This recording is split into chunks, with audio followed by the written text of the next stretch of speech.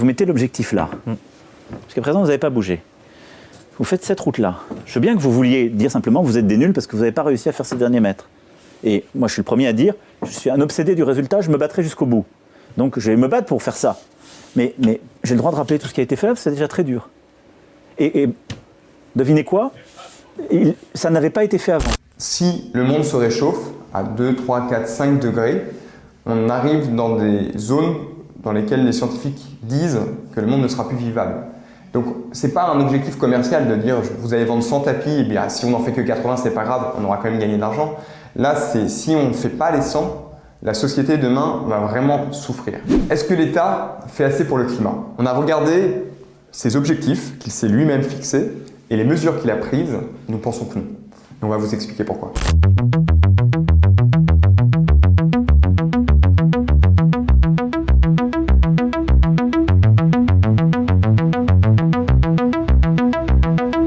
Elle complétera l'œuvre d'un quinquennat marqué par de grandes lois de transformation écologique.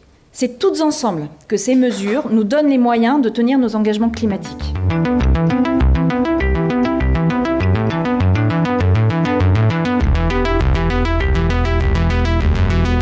L'État s'est donné des objectifs en réduction d'émissions. Donc vous entendez peut-être parler d'émissions en tonnes de CO2. Et ça ne veut pas dire grand-chose parce qu'on ne sait pas forcément ce qu'il y a derrière. Donc nous, notre approche a été relativement simple, c'était de se dire quels sont les paramètres structurants à la base de ces émissions. Ces paramètres structurants, ils sont simples. C'est le nombre de voitures électriques, c'est le nombre de vélos, c'est les trains en circulation, c'est le nombre d'usines, c'est les vaches qui émettent du méthane pour la viande. Sur les 11 paramètres structurants qu'on a retenus, il y en a seulement 2 pour lesquels l'État fait a priori assez. Par exemple, le vélo.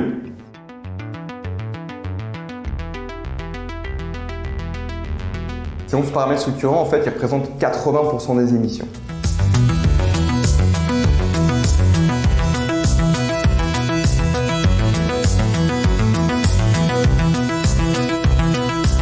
L'État s'est donné l'obligation, par exemple, d'avoir au minimum 50% d'achat de véhicules électriques chaque année. Figurez-vous qu'en 2019, premier trimestre, c'était seulement 5%. 5% alors que c'est 50% l'obligation légale. Par exemple, la partie viande. La viande, pour rappel, c'est 65% des émissions du méthane, qui est un puissant gaz à effet de serre. Et donc ce levier de la viande, il est indispensable. À partir de là, l'État met des mesures en place qui sont quand même pas très significatives. Par exemple, une qui est en discussion pour le projet de loi climat et résilience, qui serait de généraliser au moins un repas végétarien par semaine pour la restauration collective. C'est très loin d'être suffisant.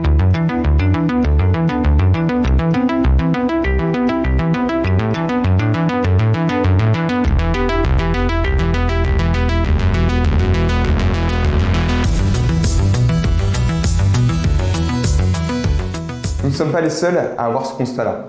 Le Haut Conseil pour le climat a récemment dit que l'État faisait des choses et que ça, il faut continuer à l'encourager, à l'amplifier.